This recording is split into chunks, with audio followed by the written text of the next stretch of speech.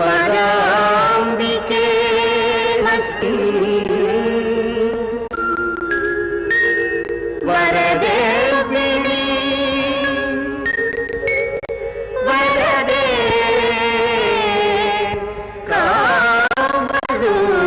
కామరూపిణి.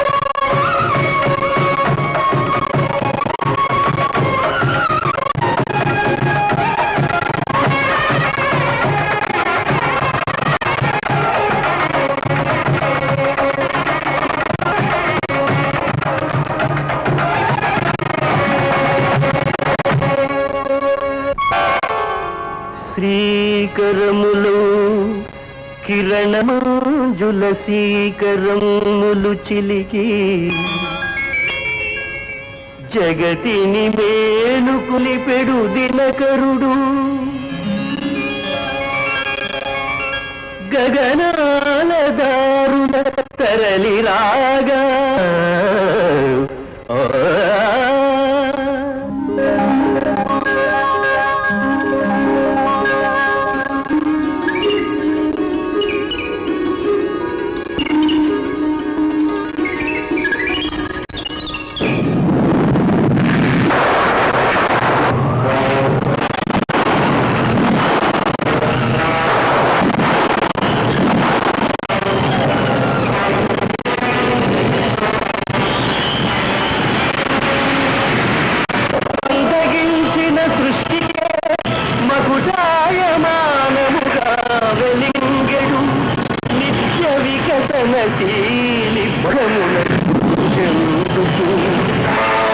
సకల శక్తులు కోయి వికలుడై మరణించుటెందుకు ఎక్కడిది ఈ క్రూర ధర్మము ఎవరు చేసిన ఘోర కర్మము మృత్యువిధి అనివార్యమా అనివార్యమా మృత్యువిధి దుర్జేయమా దుర్జేయమా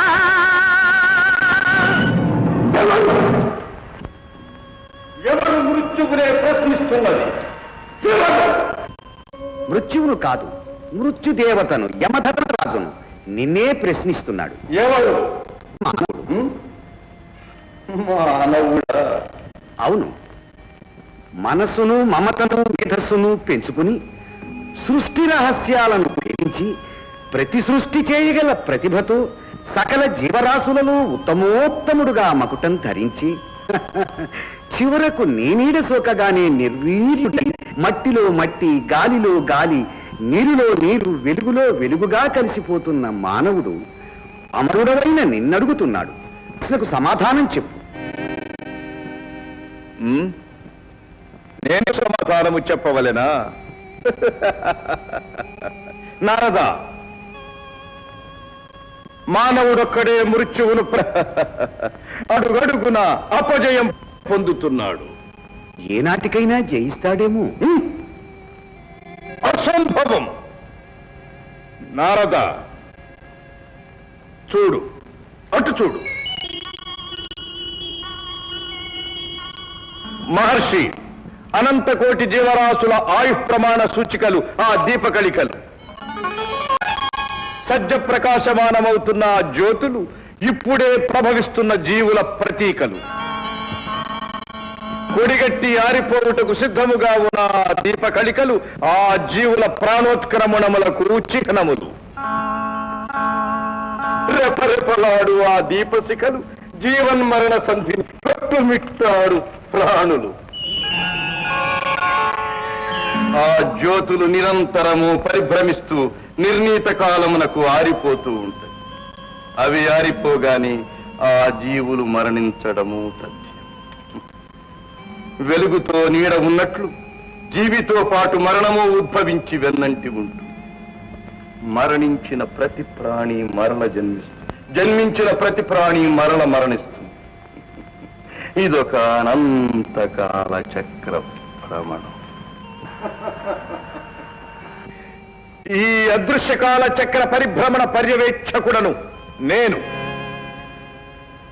ఈ అనంత సృష్టి ఆయు ప్రమాణాధి దేవతను నేను. ఈ జనన మరణ నిర్ణేతను నియంతను నేను. నియమబద్ధమైన నా అధికారాన్ని ధిక్కరించి జయించగల శక్తి ఏదియును లేదు, ఎవరికి లేదు లేదు లేదు. ఫలి ధర్మరాజా, కానీ ఏమి నీ అనుమానము? అనుల్లంఘనీయం లలాట లిఖితం అన్నారు. తలవ్రాతను బట్టే కదా సృష్టి స్థితి లయములు. ఆ తలవ్రాతను వ్రాసే బ్రహ్మ తలపెడితే మానవుడు మృత్యువును జయించలేడా? జయించలేడు.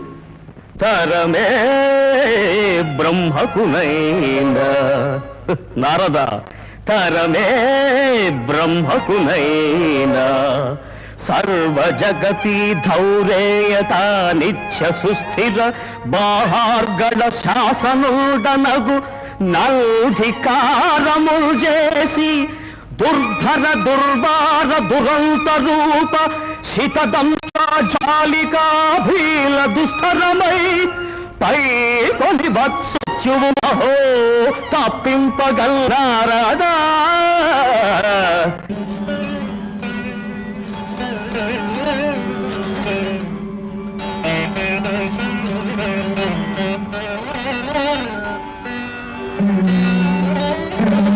ఏమిది?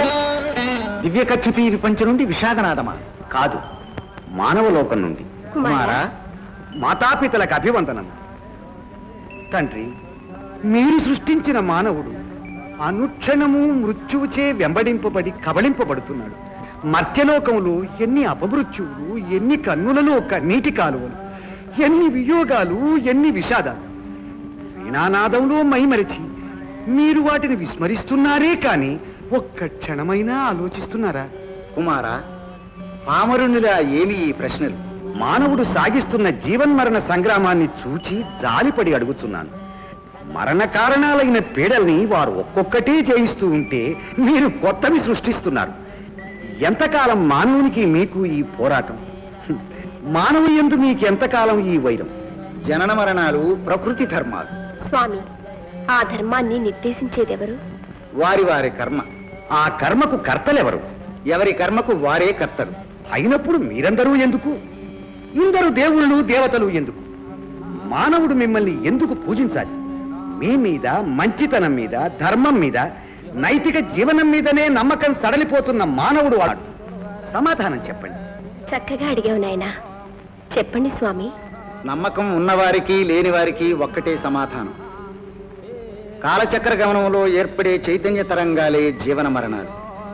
వాటినెవరూ ఆపలేరు, మార్చలేరు. సృష్టికర్తలైన మీకు ఆ శక్తి లేదా స్వామి? లేదు. సాగు పుట్టుకల సుడిగుండంలో పడి సతమతమవుతున్న మానవునికి మీరేమీ సహాయం చేయలేరా? నాకు ఆ అధికారం లేదు. నారాయణ నారాయణ.